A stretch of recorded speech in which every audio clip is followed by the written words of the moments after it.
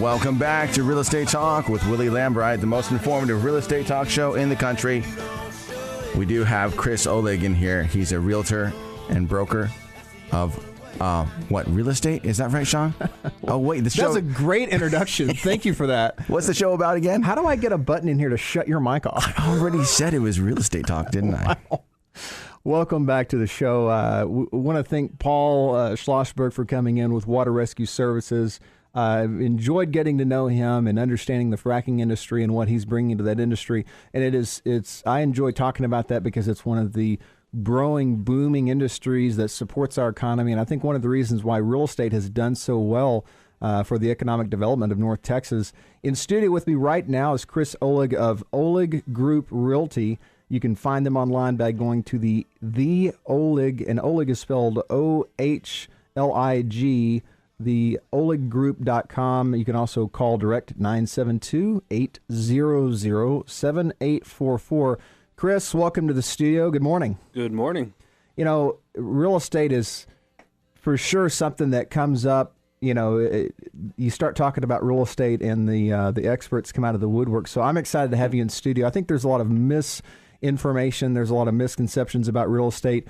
And anyone listening that has, if you're new to this show, we started Real Estate Talk a little over 3 years ago because we were tired of hearing the negativity in the national media and the naysayers that, you know, real estate has not rebounded or was not going to do well. And we've heard all kinds of forecasts for 2014 that it was, you know, not going to be a great year. But so far this year, we've seen it's been an absolute lightning rod, great start to 2014. And I think that's going to continue. Chris, tell me a little bit about you and your business and what you can offer people in real estate. Sure. I actually started back about 10 years ago in California in the mortgage industry. Right. We also specialized in helping people buy investment properties with their cash out refis and whatnot. Moved back here to Texas, which I was originally from, 2007 or 2008, somewhere around there. Got licensed out here. Was with Keller Williams for a while, moved on to Ohlig Group Realty, and we're actually just now opening our another brokerage, which is Ohlig Group Realty. So years total in the industry? About 10. About 10? Mm-hmm. And what have you seen in the last 24 months, in your opinion, your professional opinion, for anyone listening out there that maybe they're skeptical about buying a house, or maybe they've got a home to sell and they tried selling it 3 or 4 years ago and it wasn't a great experience. What would you have to say to them now? Now is probably the best time I've ever seen to sell. They're with interest rates as low as they are. Yeah. The inventory is down to nothing. I mean, it literally is. It is. The biggest problem I see right now, I had personally, I took more new applications in the month of January than I've ever taken in a single month in my entire career. This April will be 15 years for me to be in the finance industry, and this is the most applications I've ever taken. And for it to be in the month of January is mind-blowing to me because it's usually an extremely slow month for new applications. Most people, you know, it's the end of the month, end of January, and, you know, the first couple of weeks of February when people start getting their tax refunds. A lot of people will start getting the mindset of, buying a home or making that transitional move, selling a home and buying the next one. But the biggest problem I have right now is every realtor I talk to where we've pre-approved one of their clients, there's not enough houses on the market. Yeah, it's actually extremely frustrating. It is. You know, we're getting out there with the buyers. We're showing them as many properties as we can, which is not a lot.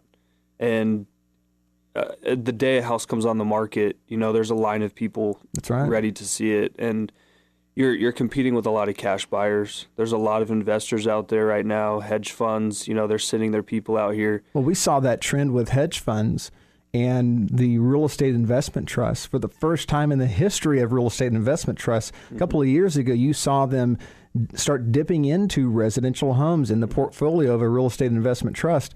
And to me, that speaks volumes to the fact that our real estate economy has turned a corner, has rebounded, and we're on an upswing that you don't want to let this pass you by. You don't want to sit there 3 or 4 years down the road and say, boy, I wish I had sold my house a couple of years ago.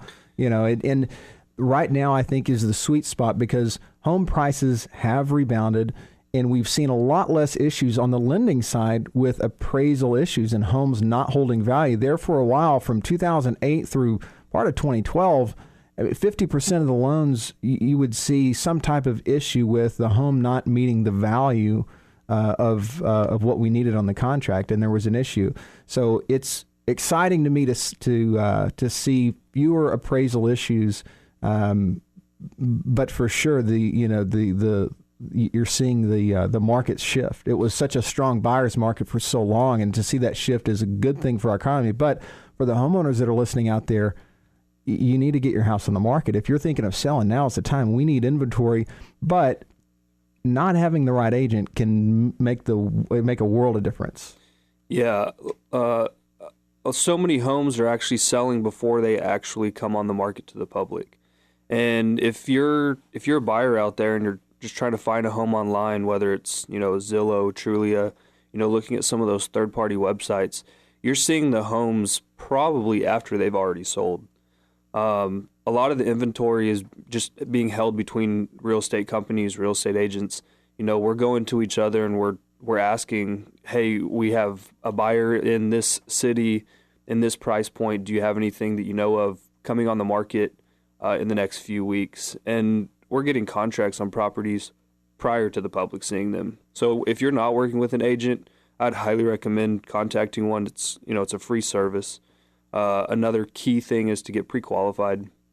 If you're not pre-qualified or pre-approved for a mortgage and you're out there competing with cash buyers, that's the only way to even compete with cash. I'll give you a perfect example of that. Yesterday, I'd gotten a referral from one of my past clients, and these people had been looking for property. They didn't have an agent and didn't have anyone advising them to get a pre-approval. Found a house that they wanted to submit an offer, and the listing agent that they had been talking with said, I can't submit your offer to my client without your pre-approval letter. So they called me. We got everything wrapped up for the pre-approval in less than half an hour. But by the time it took them to call me, get that done, the owner had accepted another offer on the property. So One of the critical steps. More from Chris with the Ohlig Group. This is Sean Bone for Willie Lambright. You're listening to Real Estate Talk. We will be back in 3. Don't touch that dial. Check out Facebook.com/Willie Lambright for updates during the show, as well as more information and pictures, links, and additional info. That is Facebook.com/Willie Lambright. Be back after this.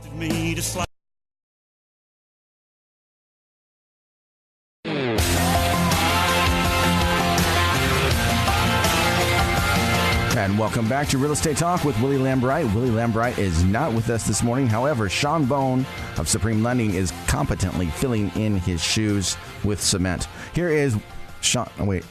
Oh, man. You messed it up. I did. You almost threw me under the bus, but it didn't quite work. No, it didn't work. It started to roll back over you. Welcome back to the show. This is Real Estate Talk. We are on Monday through Friday from 9 to 11 every weekday morning. We are also on our sister station. We are on Sundays from 5 to 6 on 660 with our sharing the station with our good friend Mark Davis. So be sure and tune into our Sunday show. This Sunday, I believe I have a featured mortgage show, so we're going to give an update on mortgages. A lot of changes happening this year, but there's some good news out there, so be sure to tune into that show this Sunday. I want to get back to talking with my new friend Chris with the Ohlig Group, and Chris and I were just, before we went to break, talking about the market in Texas, especially North Texas, and how that real estate market has shifted from a buyer's market. It was a buyer's market for the longest time. We've still got some pockets that are neutral, but most of the active communities, subdivisions, we've got a lack of inventory. And one thing we need is your home on the market. If you're interested, if you've been thinking about it, talk with Chris, get with, if you need a referral for your area, go to willielambright.com, hit the Willie Recommends page, and we'll get you connected with one of the great agents, one of the great realtors for our area.